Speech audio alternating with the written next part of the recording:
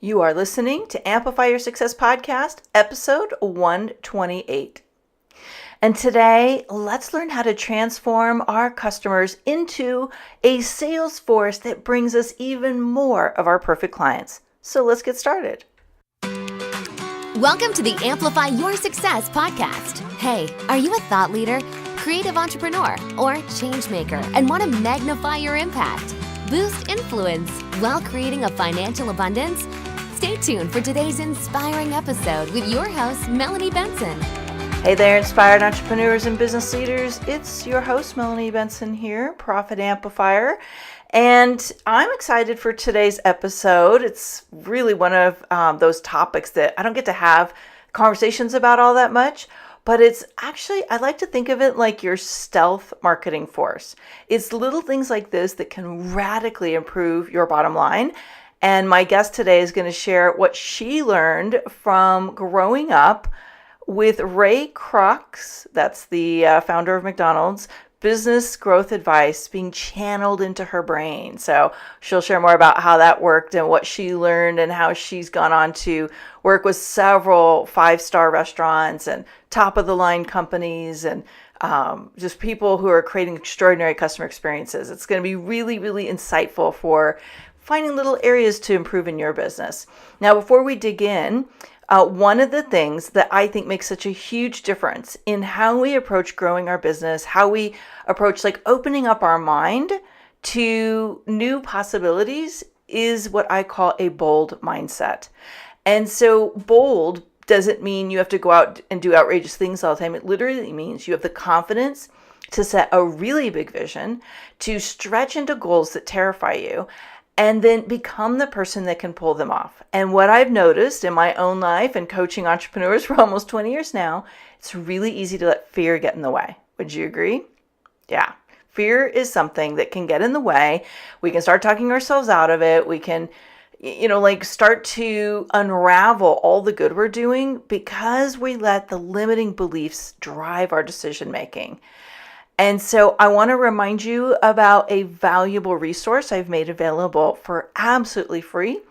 It's the Own Your Bold 5-part training. And inside, I'm going to show you the simplest way to upgrade your thinking, your mindset, your belief systems so that you can pull off your biggest, boldest goals. You can create a huge smash in the industry and really rise above all the noise and be seen as an industry leader, which basically means you attract more clients. You attract more opportunity. You attract more of all of the revenue potential that's out there because you are not just part of the noise. This is a very, very powerful 5-part training. It's very short. It will take you less than an hour a day to do each step. It's 5 days worth of training, and I guarantee you are going to get a huge burst of clarity on an area to improve in your business that's going to lead to massive improvement in your revenues. So how do you get it? Head over right now to ownyourboldchallenge.com, and you'll be given access to the 5-part lessons. All right, I can't wait to introduce you to today's guest. Well, I want to welcome my guest for today's episode. We're going to have a conversation that I've been so excited to have because as small business owners and entrepreneurs, we often focus on leads, but we forget that one of the most profitable areas of growth opportunity and ways to grow our business is the referrals and the marketing that good client customer care can do. So I have invited Jill Raff to join us today. Now, let me tell you a little bit about Jill. Jill has over 30 years of customer experience because she grew up working with the owner-operators, her parents are the owner-operators of McDonald's number 150. Like, just grasp that for a minute. The number 150 store that was open, right? And, inside of that, she learned how to apply Ray Kroc's customer service philosophy that permeates almost 38,000 stores today. Jill followed her dream to be a fashion designer, taking her to work in New York, Italy, and Hong Kong. She's fluent in 5 languages. She's trained as a chef at Le Cordon Bleu in Paris, France, which I'm certainly geeking out on that one. She became a top food stylist within the food industry and worked with brands like Harrods, Michelin-starred restaurant Guido, Godiva, Food and Wine Magazine, the Oprah Magazine, Good Morning America, The Today Show. Jill's closed over $22 million in real estate sales, licensed in New York and Texas. And she uses her entire background now as a high-level consultant for companies who want to create a 5-star customer experience. So Jill, thanks so much for joining us on the show today. Oh, it's my pleasure. Thank you so much for having me, Melanie. It was one of my favorite conversations that we had at the New Media Summit where we met. And I just remember thinking like, what an interesting background and what an interesting conversation. And so many golden nuggets for the entrepreneurial community can come through this kind of like a recalibrating of what we think about for customer experience. Yeah, I love the way you say golden nuggets because, for me, that ties into the golden arches. Oh, I love that. Well, I understand how this relates to a business, right? And especially when we're talking about big businesses and, customers that are actually going into a store. But tell me a little bit about how this idea of customer experience, like a 5-star customer experience, relates to the entrepreneur. Oh, goodness. Your ratings and reviews are so very important. And I think what a lot of people don't realize, and I've spoken to business owners who feel like, well, Yelp, it's not really that reliable and our competitors go on and trash us. And there's a lot of things that are not really right. And, maybe you'll have one disgruntled customer who will go off. And yes, that may be true. But my response to that is, well, twofold. One, whether it's true or not, it's still out there and it's published and people are seeing it. And the truth is that people do refer to Yelp before starting business with someone new. And so if you just ignore it, it is going to bite you. And what's amazing to me, Melanie, is how many businesses never respond to anything, whether good or bad, but they don't address the negative reviews. And so it's really important as a business. And in fact, studies show that 31% of customers will likely spend even more money with your company with positive reviews. And 22% won't even buy a product or service if they see a single negative review. So it just is nuts to me why people don't address the reviews and show your customers, your potential customers or repeat customers, we care. We care enough to respond to you and we want to make it right. I love that. And it is interesting that in today's online technology, Yelp is a go-to place to review a business, right? And yes, there's a lot of things that people can do just out of spite, but truthfully, if you read the comments and you see how a business owner responds to certain things, you can improve your view of a company in a nanosecond just because you're like, wow, look how they handled that. So there's a trust, I think, that gets put in place of they'll take care of me if something goes wrong. Absolutely. Yeah. Absolutely. That's right. And so I got to get this out of the way before we dig deeper into this whole idea of customer 5-star experiences, but I'm so fascinated by how you grew up, because I also grew up in an entrepreneurial household, right? But I wasn't like infused with Ray Kroc's customer service philosophy. It was more like mom and pop. We had a bee company then, and we were a major supplier to the honey industry in Arizona. Mm-hmm. And so I grew up very entrepreneurial, very, much like about what a mom and pop store would be like. But you had a franchise you grew up in. And I'm curious, like, was there any major, or minor ways that Ray Kroc's philosophy kind of impacted you as a young child? Absolutely. I grew up working from, as you heard at the New Media Summit, I had 2 older sisters. And so we started out in terms of working in the front of the store making milkshakes. And actually we used the very multi mixers that Ray Kroc sold to the McDonald's brothers. And I was too little. I was like 7. And so my dad had me answering the phone. And, I still, the tagline at the time was McDonald's is your kind of place. So I would answer the phone, good morning, always with the greeting. McDonald's is your kind of place. May I help you, please? And so from an early age, I was already being trained in what today we'd call customer first impression, right? Your first interaction with your customer as your business.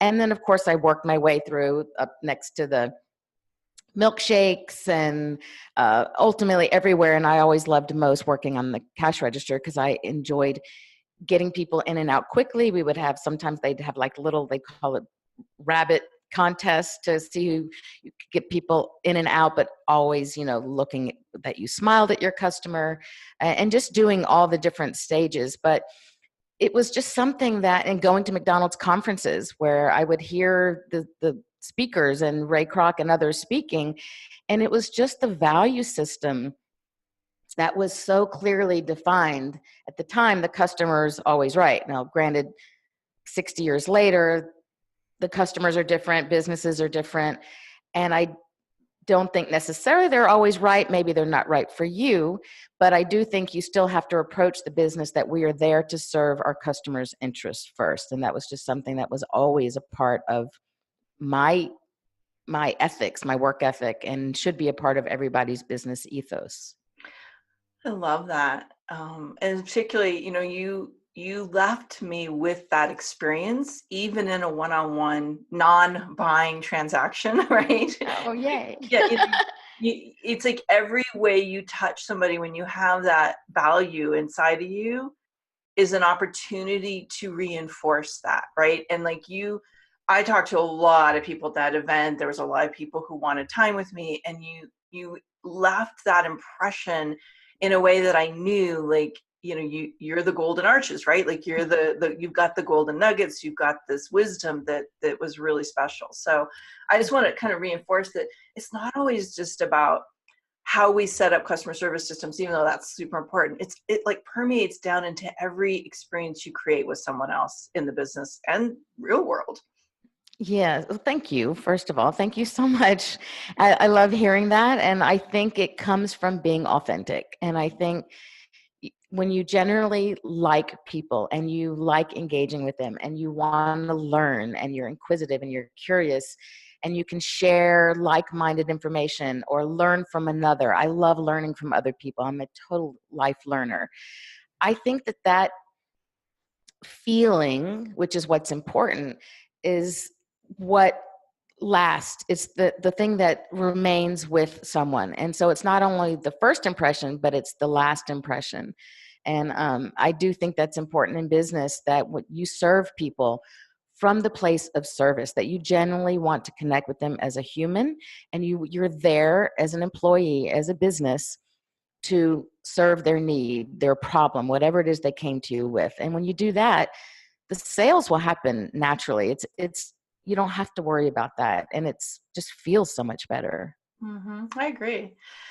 And I just have to say this, there's a lot of chatter going on in my space right now, which is not my space, the social media site, but my online space, and about the the high profile bro marketers, as they call them, who are not creating these kind of experiences. And I think, depending on the industry and the norms that are set, you can very quickly lose the thread of realizing, hey, look, an unhappy customer is not just going to leave your business. They're actually going to talk about it with other people. And some of them are actually going to create so much noise that, it's going to change how people do business with you. And I think especially in the online marketing and the coaching industry and the, pay to be mentored space, it's really a game changer right now. And I think there's a lot of people that didn't get that value system infused. So I'm really glad that you're making it your mission to help up-level the customer experiences that people have. Well, thanks. And that's the thing I hear over and over again from other people, that this is their experience, as it has been my experience. And I think it is very true what you're saying in this space of this online learning and mentoring and coaching, that it's become so formulaic. And when I hear someone speak and they come off as being this warm person who really cares about you, and they're speaking to thousands of people, and then you have an opportunity to speak to them afterwards and it's a different person than what you heard on stage, you feel this like disconnect and this coldness. And then you get emails that are just so clearly just, like you say, formulaic and just mass marketed type things. And then it's signed like big love or, stuff like that. Like, oh, it just makes my skin crawl because it's so inauthentic. And I think there's a lot of room for real people who really care to show that out there, because it's become a real problem, I think, with just about the sales and not about truly seeing transformation and helping people grow. Well, let's dig into that a little bit more, because my mind is generating a billion questions for you. So I'm gonna go off track very quickly. Okay, no problem. I do the same thing. Automate this conversation a little bit. You've written a book called Transforming Transactions into Interactions. Mm-hmm. Can you share with us what you mean by a transaction versus an interaction? Absolutely. A transaction for me is that it's what, to me, we always refer to as customer service, and still people a lot of times refer to customer service. Experience is becoming the buzzword, but I think it's important to define what the difference is. And that to me is the transaction is that service. It's the basic exchange of money for goods or services that someone provides. There's nothing emotional. There's no human connection. It's like going to get money from a cash machine. In fact, it says to you when you're done, would you like another transaction? Right? And that's all it is. But that's not going to win people's hearts. That's not going to make them feel any better. It's not going to make them send referrals and bring them back as repeat customers. When you transform that basic transaction, because they're coming there with a need, so there's going to be an exchange of money for whatever the goods and services, but you create the relationship, you engage with them, you get to know who they are, you find out their name, you find out what's important to them, and you use that within your first experience with them. They're going to come back. When they come back, oh, hi, Melanie, nice to see you again. What can we help you with today? Oh, or would you like that? I know you really love the hibiscus tea. Would you like that? Or are you looking for some more jeans today? Whatever it is, you connect with that person because you remember them as an individual who you're there to serve, not just sell. So you've worked with a lot of different companies in a lot of different capacities since your wee young year beginnings. Yes. Can you maybe share an example of a company that you really feel embodies what you just said? Companies that I worked with, or just companies in general that I've experienced? Or either one, I guess. I was thinking someone you've worked with, but hey, we can go as wide as you want. So with companies that I've worked with, I would say real estate. Okay, so I started with a small brokerage in Manhattan, and then I switched to a larger company, and then when I moved to Texas, I got my license here, so I'm licensed in both, and I am in Texas. I'm with Keller Williams. What attracted me to Keller Williams was their culture and their values, and we are the number one global brokerage. We're the largest brokerage, and we're throughout many countries. And yet, the core values of that company are on the wall in the office. They are embedded into every training, every meeting, the other associates that I work with. And it's a perfect example of how you can scale your business, but you make sure that whoever you bring on is in alignment with those core values. And you will then put out to the world what your brand promises, and your brand promise should incorporate that people are first, that it should be a win-win. And with my model, it's actually a win to the fifth power, but the goal is that it's not just about that sale. It's not about your own self improvement or financial gain, but it's about truly connecting and serving that other person. I think in a way, what I hear you describing is like you really get that this is the long game. It's Absolutely. not a transaction. It's not the next sale. It's like, what do I want my company to be a year, 5 years, 10 years from now? I want the people I'm serving today to be referring us business and like sharing the amazing story of how they walked in and got this experience from us that made their day 10 years from now.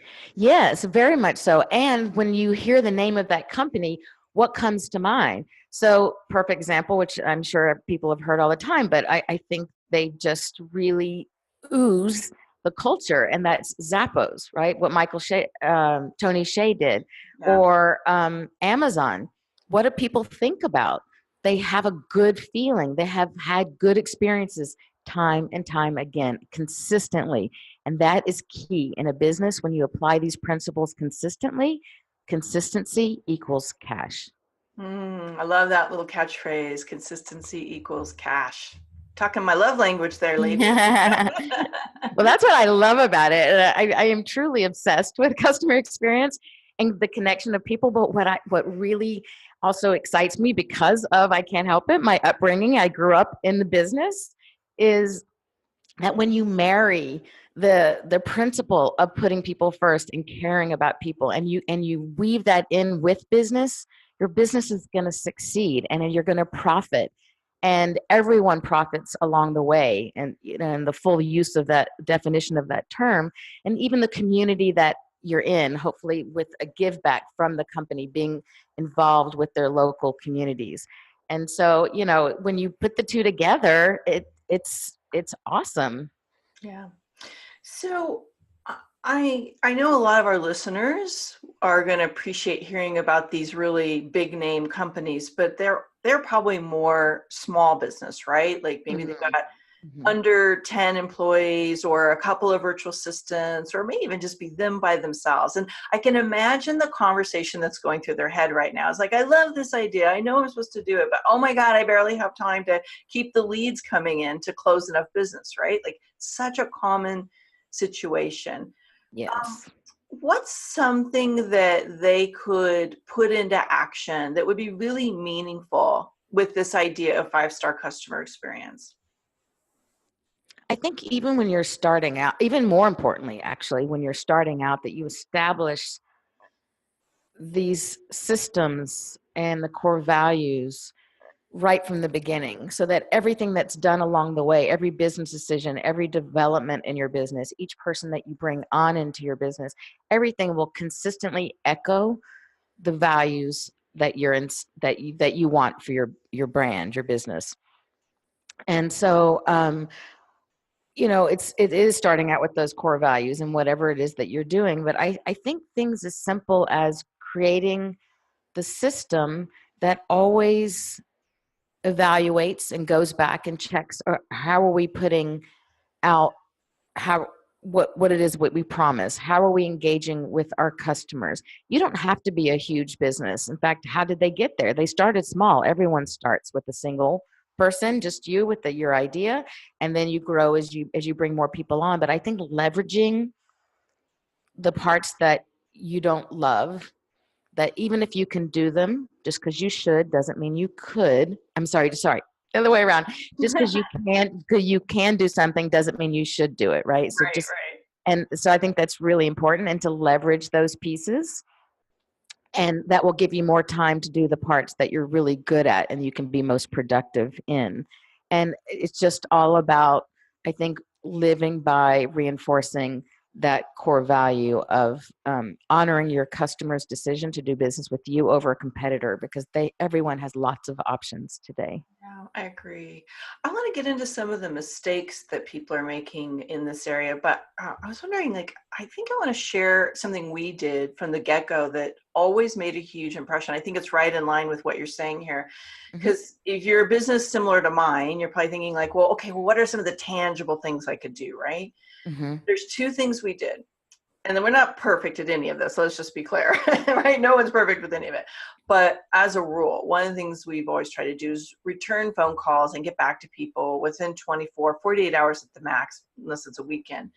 And, again, my team's not always perfect on that. But the reason why we've done that is because sometimes people never hear back, right, from some of these online businesses. And so they become this like ghost of a business. And they're like, is there anybody out there, right? Yeah. I literally had situations where I reached out to companies and never heard back from anybody. And I was like, wow, it's so fascinating.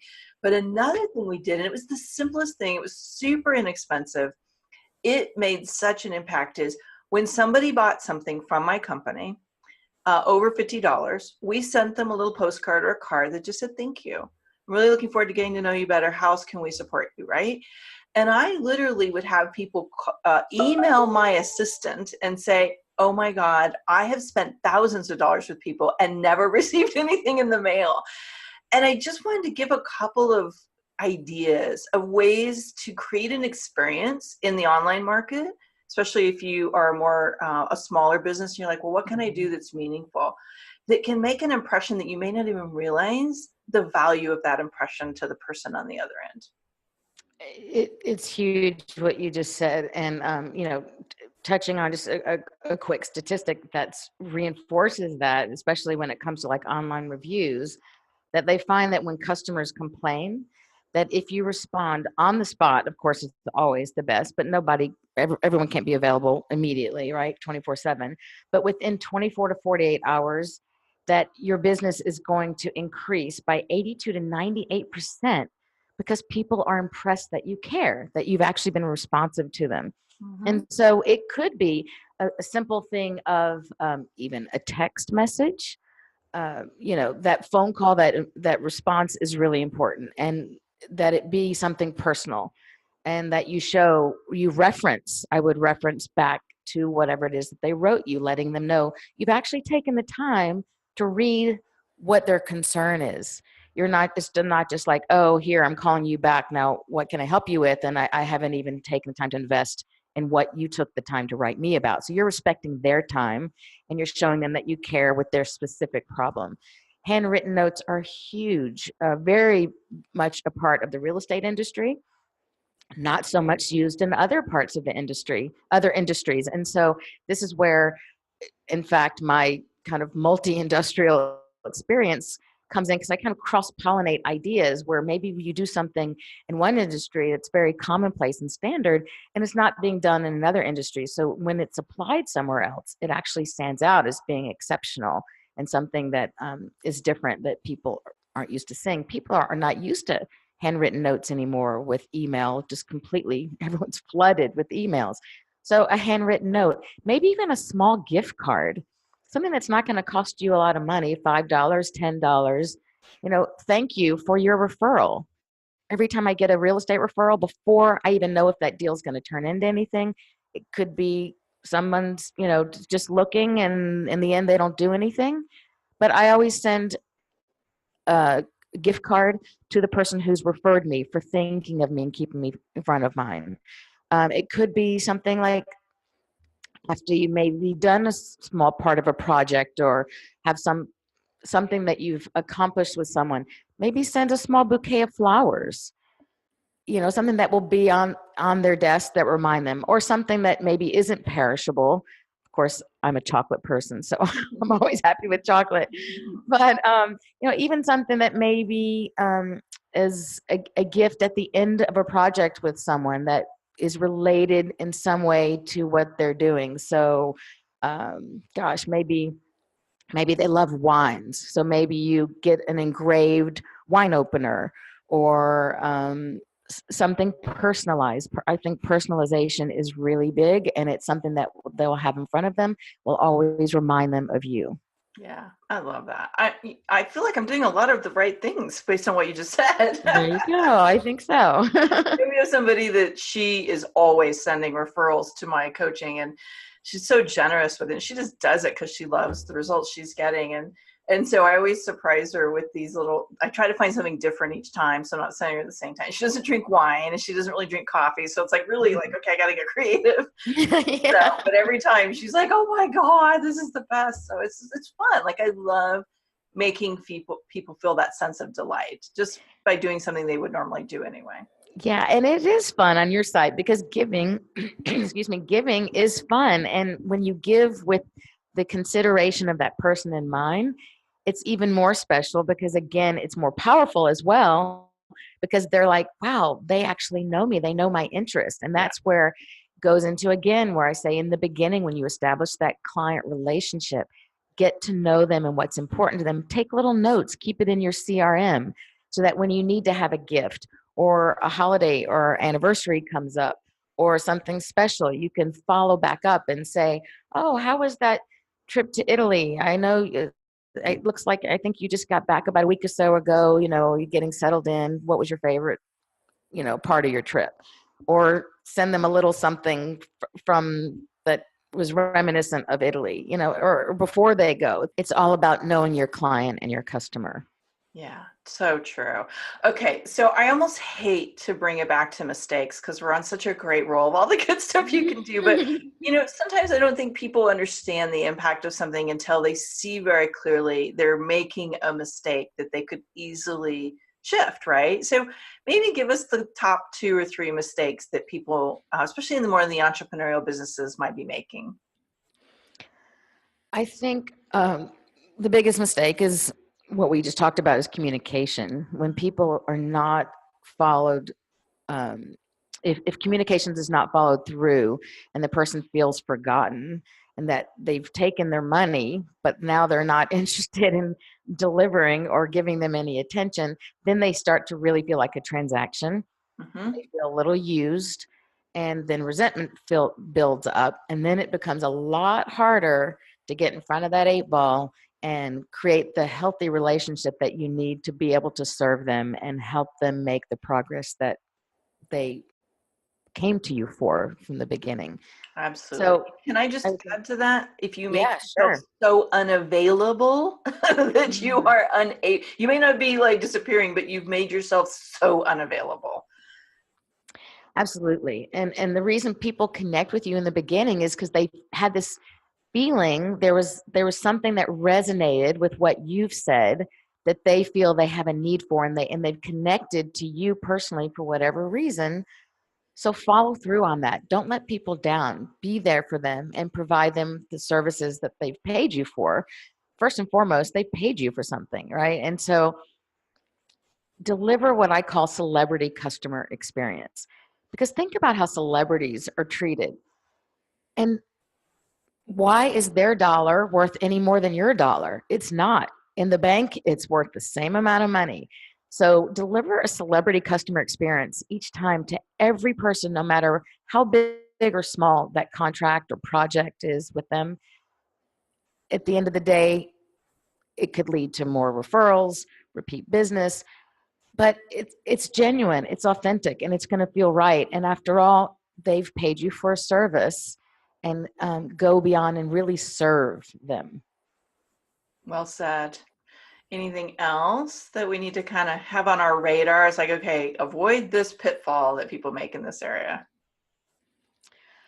I would say you want to avoid where, excuse me, where people are constantly, they don't have a point person. So a lot of times in businesses, well, it depends upon the business, of course. I'm thinking about coaching program where maybe there's a small business and the person who's your customers come in, they don't know who they're supposed to speak with. The channels have not been clearly defined. The expectation and the process has not been clearly defined. That to me is a real problem, and I see it time and time again that once a product or program has been sold, that it's just kind of dropped off. There's no onboarding. There's no expectation set. There's no follow through. Follow through is a huge one that people don't do. And both while they're engaged in the project that's going on and especially afterwards, a lot of money is left on the table because there's no follow through after the conclusion of an engagement with someone. Yeah, I'm really glad you brought that one up because that's a big one in any kind of service business, right? Like your onboarding process. I have a client who's an accountant, and she runs a big accounting firm. And, this is one of the things that she learned very quickly is if she wanted to create this 5-star customer experience, she had to have a specific onboarding process that she trained her people very clearly on. So, my lawyer clients have this, the accountants, the whatever service you're in, whether it's online or brick and mortar, your onboarding process is literally teaching your client how you will show up for them. And it will make them feel like they made the best decision or the worst decision. 100%. Yes. I love this so much. I know you have a resource that you want to share with our audience. It's a checklist around intentional client satisfaction. Do you want to share with people what it is and where they can get it? Of course. Thank you. Yes, I love getting information and tips and ideas out there because I think the more experiences that we have, the better business will be and grow, and it's just a win for everyone. And so I'd love to offer you my my CX, which is an acronym for customer experience, my CX checklist, and that can be found at jillraff.com/CX checklist. And so that's my name, Jill Raff. Raff is spelled R like Robert, AFF like French fry. That's great. And I'll put that link on the show notes over at Amplify Your Success podcast. If you were scrambling to write that down or for some reason the link doesn't work, no sweat. We will have that made available to you. Jill, I know we could talk about this forever, and I'm just so fascinated by the work you're doing, but I want to go a little bit on the personal side as we start to wrap up here. You've had such an interesting journey. You've had a varied past. You've worked with a lot of amazing companies. You've had so much experiences, and I know it's made you a very wise person today. But what would you say is the boldest move you had to make in order to grow your business? It was certainly pivoting. Sometimes it just felt natural and flowed, and that was making the changes from industry to industry. And I didn't do it specifically consciously, like, okay, now I have to take this big step. It really was an accumulation and an aggregate of one experience to the next, and it just made sense. It flowed.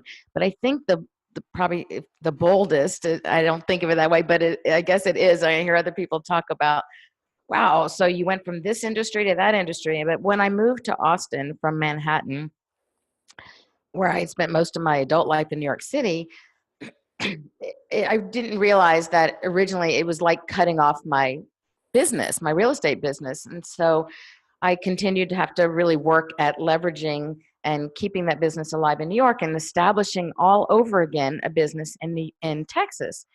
And I think the biggest thing for me was saying, okay, where I've worked in these different fields and industries, I've served one particular client or customer or one specific area.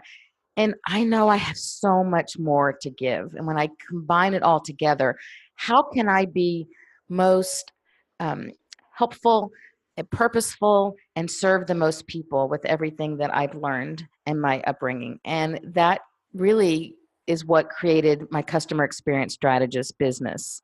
And it was sitting down and just really, I'm very visual. I see it as this funnel. And I, threw in there this brain dump of all the things that I've done, my education, my travel, and you name it.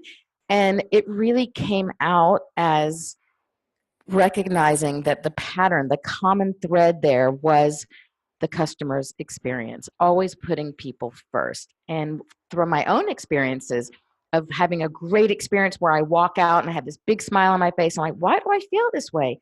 It's because I just had an engagement. I actually spoke with the employees there, and it was just a real nice human connection. And I can't wait to go back and have that happen again. And that's so few and far between. So I want to make this happen for businesses everywhere so that everyone can succeed and people in general, as the customer, is besides the business side, can feel really great about doing business with them and create a happier world that we live in. It might sound a little woo-woo and pretty big. That's a bold statement, but I really do believe that one by one, each experience that we have will create that environment.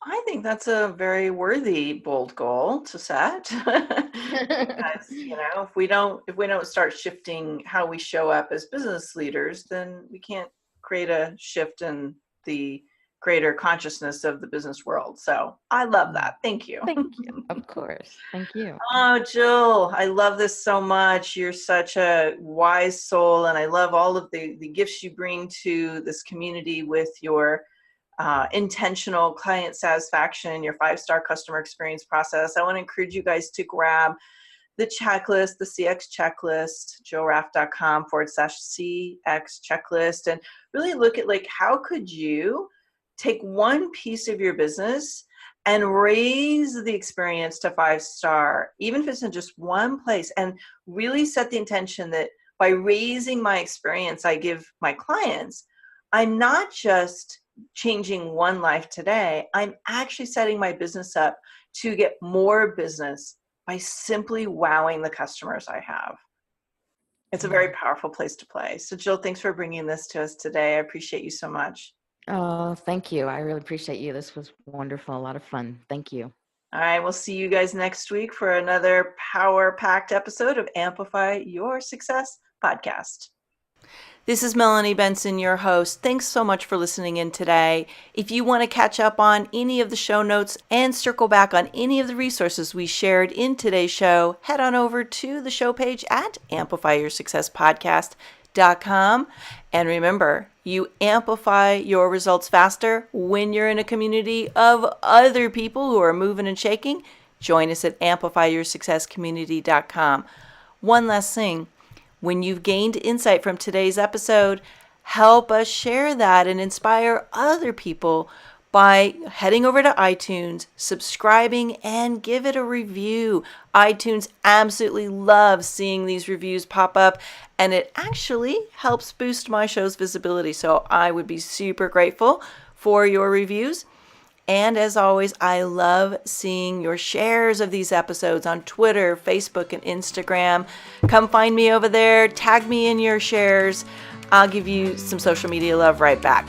So see you next week for another inspiring episode of Amplify Your Success podcast.